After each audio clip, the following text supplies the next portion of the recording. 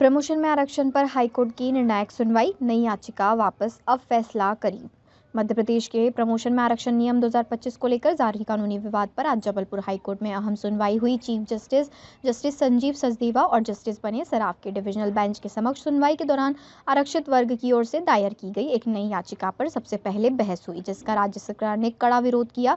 Court की टिप्पणियों के बाद यह याचिका वापस ले ली गई, जिससे मामले के और लंबा खींचने की आशंका फिलहाल टल गई है। सुनवाई के दौरान महाधिवक्ता प्रशांत सिंह ने कोर्ट को बताया कि मध्य प्रदेश में 94 विभाग और करीब 1500 कैडर है, जबकि पदोन्नति प्रक्रिया बीते कई महीनों से पूरी तरह ठप है।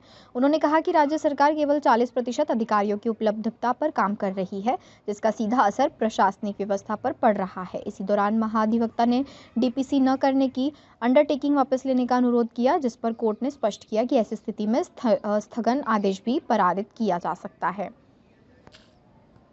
चालू करो जी। आज सरकार और अजाक्स के वकीलों को थोड़ा समय कोर्ट ने शुरुआत में दिया गया। उसके बाद जो तारीख निर्धारित की गई थी वो सपाक्स और याचिकाकर्ता के जो वकील हैं उनके द्वारा एक रिजॉइंडर में बहस की गई। जो तथ्य सरकार ने उठाए थे और इंटरवीनर्स ने, अजाक्स ने उठाए थे, उनका क्लैरिफिकेशन दिया गया और उनका जवाब दिया गया। कुछ डिपार्टमेंट की ग्रेडेशन लिस्ट से एग्जाम्पल्स दिए गए जहाँ पे रिवर्स डिस्क्रिमिनेशन हो रहा है और जहाँ पे एक्सेस से ज़्यादा रिजर्व कैटेगरी कैंडिडेट्स हैं। हमारी बहस सुनने के बाद कोर्ट को लगा कि सरकार में कुछ पहलुओं की जो कोर्ट की जिज्ञासा थी, जो पॉइंट्स कोर्ट एक्सपेक्ट कर रही थी, वो उन्होंने सही से नहीं बताए हैं। तो सरकार को एक मौका दिया गया है और प्रशांत सिंह साहब जो हमारे महाधिवक्ता हैं उनसे रिक्वेस्ट की गई है कि 3 फरवरी को, ट्यूसडे को, आप कुछ समय इस बात पे प्रकाश डालें कि जो पुराना आरबी राय का फैसला था, पुराने रूल्स में क्या कमियाँ थी, उनको अपास्त किया गया।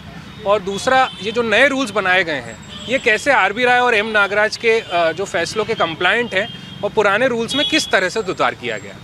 तो मेरे ख्याल से 3 फरवरी को सरकार का ये जो मौका दिया गया उसके बाद बहस पूरी होगी और फैसला सुरक्षित करते हुए कोर्ट को जब भी लगेगा वो अंतिम फैसला सुनाएगी।